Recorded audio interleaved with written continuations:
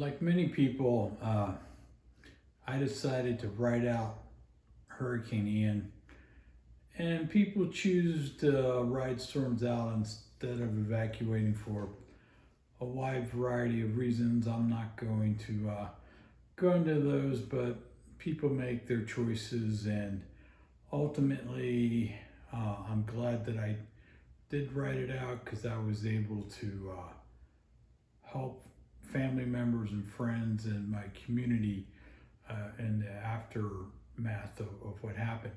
But I was prepared for a hurricane. I was not prepared for Hurricane Ian. Hurricane Ian was an incredible hurricane that left a real swath of destruction from Fort Myers up to Venice and Northport and Sarasota, Bradenton, Clearwater.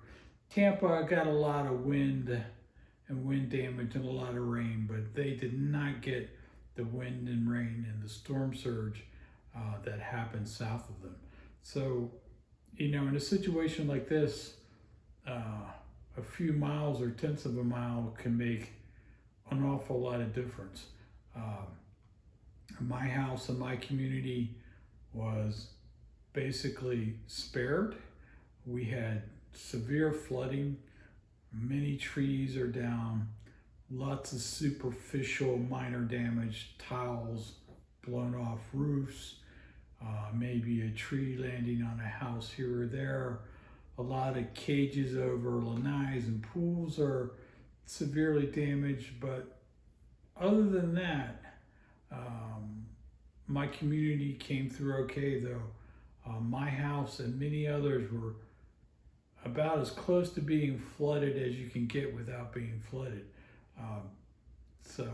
But if you went a couple miles north of us, it was much better. If you went a couple miles south of us or west of us, it was significantly worse as far as flooding and wind damage and things like that. So I am very thankful that my community, my family, my friends, and myself came out of this relatively unscathed compared to other communities further south of us. And my heart goes out for those people who were watching the water rising and there's nothing you can do until your house is flooded, because that was basically what I was doing. And I was about 3 inches or so from being flooded out before the water stopped rising, then ultimately started receding. I did do a video at the beginning of the storm that I never got to post because the power and electricity went out, but I did post that the other day. It was the very beginning of the storm, and it really wasn't much of anything. And then within an hour, like between 1 o'clock and 2 o'clock, the intensity of the rain and the wind and the direction just changed. And within an hour, I went from having a front street that was basically handling the situation to one that was flooded. So on Tuesday the 28th at 1 o'clock, my roads were handling the water. This is an hour later, and it's gone from being okay to being flooded. So the front is flooding, and now it's 3:30 in the afternoon. This is actually earlier footage, but you see the way these hurricane screens are flapping? It gets much worse, and it gets to the point where they start blowing air against the glass doors from the lanai, making them shake. They're moving about at least a ½ inch back and forth. And the winds are getting worse and worse, so they're starting to vibrate more. So at 3:30 in the afternoon, with a flashlight in my mouth to see, because this was taken early and it was later, I start putting up the metal hurricane protective shutters over the lanai doors, because I was afraid that the wind was going to blow those lanai doors into the house. That's how much those glass doors on the lanai were shaking. And so I got my butt out there and did it. Now, I had put those up over the rest of the house, so I was pretty confident that the windows weren't going to get broken or blown in, and I thought that hurricane screen was going to be enough on the lanai, and probably in most circumstances it would have been, but for Ian, and the way that wind was coming right at the house, it wasn't. So as the night went on and I realized the lanai was flooding, I started to make a waterproof barrier out of a shower curtain I cut up, painter's tape and towels, cramming them into the cracks and taping it up against the glass, and using old lanai paver bricks to put some weight on there. I picked up everything I could off the floor and got everything up on tables, beds, anything to get it off the floor, so if the water did come in, rugs and other sort of things that were on the floor, computers, what have you, wouldn't get wet. So I went to bed at 11 o'clock and the water was just touching that lip of concrete that you see that the glass doors are on there, where that lip meets and the pavers meet. I did everything that I could do. I went to bed not knowing if I would wake up to a flooded house. I woke up at 2 in the morning and I shined my light out there, and I could see that the water had gone down by a brick or two. And boy, I can't tell you how relieved I was at that point. So I woke up about, 6:30, 6:45 in the morning. I looked around the floor. I didn't see any water. I looked outside and I saw that the water had retreated to the screens at the front of the lanai. And now I'm just going to show you some pictures and some videos of what I woke up to, and let a picture tell 1,000 words.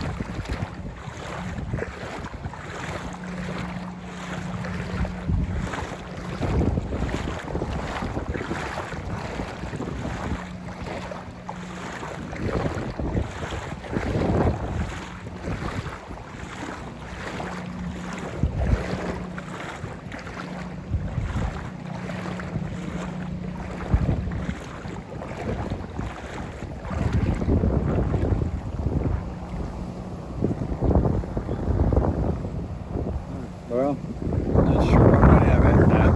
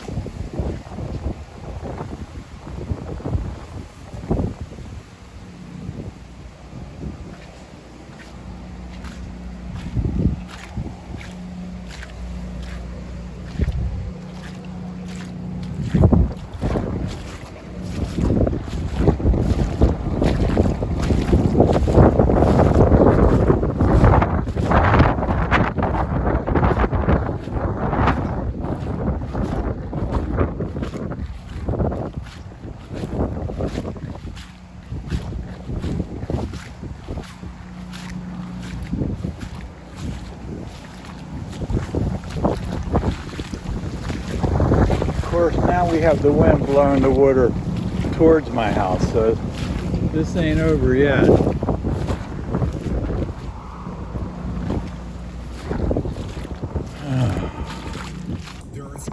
So here I am driving from my parents' house back to my house. Every road in my community had 18 inches to 24 inches of water on it, with the rare exception of a strip of about 50 or 60 houses where my parents' houses did not get flooded, so I was very thankful for that. But you can see all the trees that have fallen here as I drive through. The oak trees did not fare very well. The palm trees fared much better during the storm. I would probably say that, give or take, of all the trees that are knocked down, about 70% of them were oaks. And if you have a condition like heart disease or diabetes, your risk is even higher. COVID vaccines lower the risk of death. Get your updated vaccine now. It could save your life. We can do this. Find updated COVID vaccines at vaccines. This is a main thoroughfare through my community with roads to all the different houses going off. Look at the back of the truck. It's like I've got twin 250 Mercuries on the back of a boat. Taking a little detour. This clubhouse here seemed to be a little bit higher, so drive through the high ground. 15 to 25 miles per hour, gusts occasionally over 40 miles per hour, a mix of sunshine and clouds. Now back into the river. This report is sponsored by Macy's Backstage. Find great deals. I'll tell you what, I am very thankful that I got this truck, because I could not have driven my Tesla to my parents' house. Without this truck, I would not have been able to drive over and make sure that they were okay. It turned out they did better than me, because they didn't come anywhere close to being flooded like me, and some of my neighbors were nice enough to take the metal coverings off my parents' house before I could get there, so they were looking pretty in a much better state than I was at that point. But I tell you what, my original plan was I wanted a Ford F150 Lightning, and I bought this Powerboost, and I was going to look at the bow wave like a boat. I was going to trade that. I was going to order an F150, and in 18 months to 2 years, when the F150 Lightning came in, I was going to trade this in on that, but not anymore. This truck was amazing. And I spent Thursday afternoon, Friday, Saturday, Sunday, Monday, and part of Tuesday. What is that? 6 days. Let's see.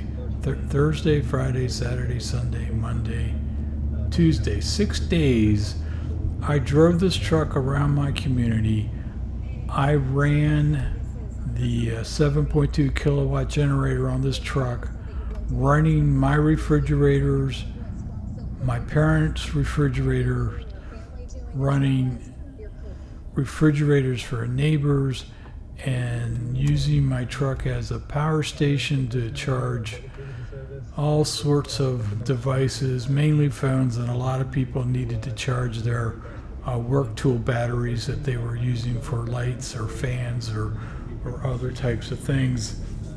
Unfortunately, I did not get the 240 volt plug put on the side of my house prior to this to run my house with the generator, like I'd seen in Texas when they had that big ice storm. And a lot of people with generators, portable generators, ran out of gas. They had to go, or propane, they had to go wait in fuel lines for 4 hours or something like that. I ran this truck around my community, and probably at least 10 to 12 hours a day on the generator, and I still had 3/4 of a tank of gasoline. Everybody with generators had ran out of propane, had ran out of fuel, and were struggling to find it. Some people, I'm not going to mention the name of the company, but some people had those permanent generators on my street with buried propane tanks, and out of the 4 people that had those, 2 of them didn't work. So they had a 50% failure rate with permanently mounted generators. These are the ones where they start up every couple weeks and do a self-diagnosis, and you have to pay a subscription fee for that and everything. So they had a 50% failure rate during this. People with portable generators did okay, but like I said, they had to deal with not having enough gas for 6 days, having to change the oils on these things. This is the lake here to my left and to my right that straddle this road. You can see it's just one big lake. So, I thought about this, and I was not driving my Tesla because the power was out. I was worried about the battery, and the water was basically too high for it. And other people who had Teslas that I talked to were doing the same thing. But to come back to the Ford Lightning, the Ford Lightning would not have lasted 6 days in this situation. It would have run out of electricity. I don't know when, but it would not have performed like this truck did. And I had 3/4 of a tank of gas left after six days. I'm sure that with the Lightning, I would have had to park it many days before that, because there was no way to charge it unless maybe somebody would plug it in with their generator. So I no longer want a Ford Lightning.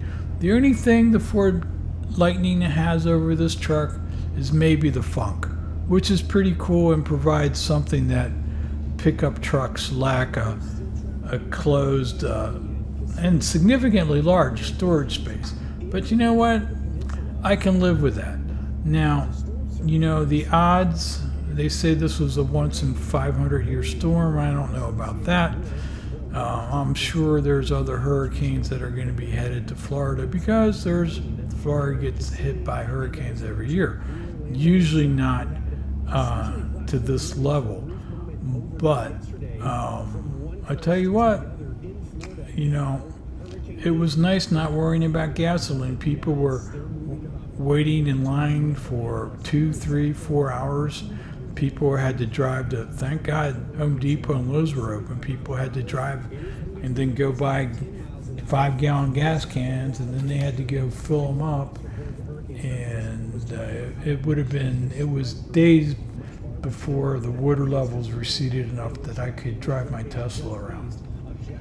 But with the truck, I was a little worried at first, but it turned out that the truck didn't have any problems, and as long as you didn't make too big of a mess while you were driving around, you didn't really have to worry about the water. But the poor truck is as dirty as can be. It has sand all over it, water spots all over it. But it was just like a boat. There was a bow wave coming out from the truck, and in the rear were the rear wheels, where it was like the wave, like from the back of an outboard motor, like you had twin motors on the back of a boat. And like I said, I am no longer interested in a Lightning. I'm gonna stick with this, because when the power goes out, you're afraid to drive your Tesla. You're afraid to drive. You're going to be afraid to drive your F-150, even if you have the 300-mile range one, depending on how you're using that. And that, what's one of the nice things about that, it comes with a 9.2 kilowatt generator, which is a little nicer than 7.2. But the more refrigerators you run, the more lights, more batteries, the faster that thing runs out of energy. Now, I found that I was generally drawing about 400 amps when I was charging 2 refrigerators. A lot of people down here have 2 refrigerators, one in the kitchen, one in the garage. Initially, there would be a little spike up to like 350 kilowatts, give or take, when you would turn them on. But then as soon as it got past that initial surge and got the compressor running or whatever is on a refrigerator, it would drop down to, give or take, probably a little less than 200 watts per refrigerator. It's kind of hard to tell with the Lightning Pro Power on board screens, because the default is like 200. It doesn't really, once it gets above 200, then you can see when you have things that are below 200, it just shows 200 from what I could tell. Maybe I wasn't paying attention. I'll show some pictures of that. But this really convinced me that as much as I'm an EV enthusiast and like EVs and think they're great in some situations, in this situation, the F-150 Lightning would not have performed as well as the gasoline Powerboost. And like I said, 6 days into this, before the electricity came back, I was running to the store. I was picking up ice bags. I was picking up water for people. I was running refrigerators and other devices. And like I said, I had no worries about gas. People with cars, people with generators, with gas or propane were constantly worried about fuel. This thing here, you plug it in, it runs off the battery, the engine comes on, charges the battery back up, the generator keeps running, the engine turns off, runs off the battery for, I wasn't timing it, but sometimes it was a pretty significantly long period of time before the battery, before the engine would turn back on and charge the battery. Of course, that ultimately depends the length of that cycle and how much wattage you're pulling from that battery. If you're pulling a little bit, it's going to be less frequent. If you're pulling 7 kilowatts out of there, the engine's going to be coming on much sooner than if you were pulling only 1 kilowatt. So, quick shout out to Lowe's, Publix, and Home Depot. Thanks for opening during the early recovery effort so people could get food, ice, medicines, and other supplies for their house to start recovering and repairs. Ultimately, like I said, I'm very thankful that compared to other communities south of us that were just devastated, that I didn't have power for 6 days, internet for 8 days, and that's an inconvenience. But compared to people in western, southern Northport, Port Charlotte, Cape Coral, and Fort Myers, they just got devastated, and they're going to rebuild. The rebuilding and recovery efforts have already started here. At this point, all the roads are dry, at least in my area, though the lake levels are still high, but there are another day or two they should be back to normal fold. So my sympathies to everyone affected by the storm. My thanks to everyone who's assisted to help communities. I ended up at a HHS mobile hospital from Massachusetts. So thank those guys and ladies for deploying to Florida to supplement our hospitals here to help people who are injured as a result of anything. But we appreciate your help. The hospitals have been severely stressed. So that's really it. I'm thankful to be in the position that I'm at, and thankful that my community is come out of this relatively unscathed. So not sure what the next video is going to be, but hey, the bars are already opened up again. So you know the old adage: people want to drink in good times, they want to drink in bad times. Thanks for tuning in, and I'll see you at the next video.